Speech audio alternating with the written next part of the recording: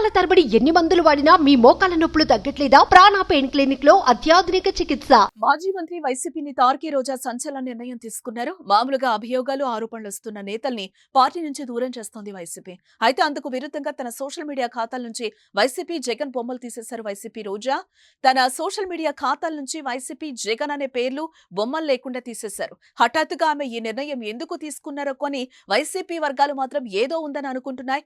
రోజా social media header లో YCP ఆనవాళ్లు లేవు, బయోలో తాను వైసీపీ నాయకురాలను చెప్పుకోవడానికి కూడా రోజా ఇష్టపడలేదు. నగర ఇన్ఛార్జిగా రోజా ఉన్నారా లేదా అన్న దానిపై స్పష్టత కావాలని ఆమె అడిగినట్లుగా తెలుస్తోంది.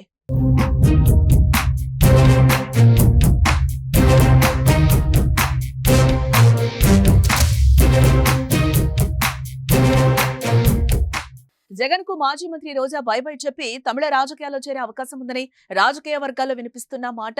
తమిళ హీరో విజయ్ రాజకీయ అరంగేట్రం చేశారు. తమిళగా వెట్రి కళగం టీఎంకే పార్టీ ఏర్పాటు చేసి జెండాను ఆయన ఆవిష్కరించడం జరిగింది. అయితే పార్టీ గీతాన్ని విడుదల చేశారు. ఇప్పుడు రోజా టీఎంకే పార్టీలో చేరే అవకాశం ఉందని కూడా టాక్ వినిపిస్తోంది. ఆమె భర్త సెల్వమణి తమిళ సినీ దర్శకుడు. రోజా కూడా తమిళ సినిమాలో నటించారు. దీంతో తమిళనాడులో రాజకీయ అరంగేట్రం చేసేందుకు ఆమె రంగం సిద్ధం చేసుకున్నట్టుగా కూడా తెలుస్తోంది. అందుకు తనకు అనుకూలమైన నియోజకవర్గాన్ని ఎంపిక చేసుకుని అక్కడకు మఖం మార్చుకునే పనిలో ఉన్నారని కూడా తెలుస్తోంది.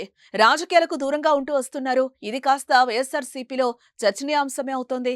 ఆమె ఎక్కువ రోజుల పార్టీలో కొనసాగకపోవచ్చనే అభిప్రాయాలకు తెరతీసినట్టయింది. దీనిపై రోజుకో చర్చ నడుస్తూనే ఉంది. ఇటు స్థానికంగానూ మాజీ మంత్రి పుంగనూరు శాసనసభ్యుడు పెద్దిరెడ్డి రామచంద్రారెడ్డితో రోజాకు పెద్దగా పొసగకపోవటం, సొంత పార్టీ నాయకులే తనను ఓడిస్తున్నారంటూ అధికారంలో ఉన్నప్పుడే పలుమార్లు చెప్పుకోవడం వంటి పరిణామాలు ఇప్పుడు మళ్లీ చర్చల్లోకి వచ్చాయి.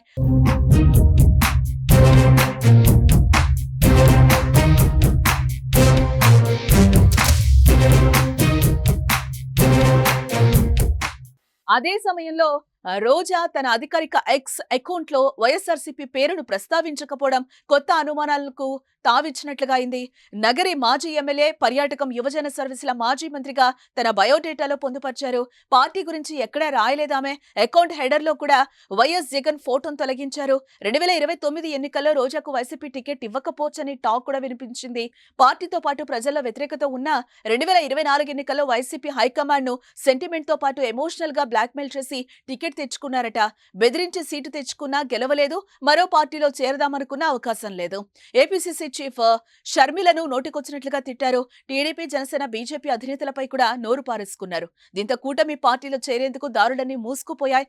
ఇక తమిళనాడు రాజకీయాల్లో తన అదృష్టాన్ని పరీక్షించుకోనున్నారట రోజా.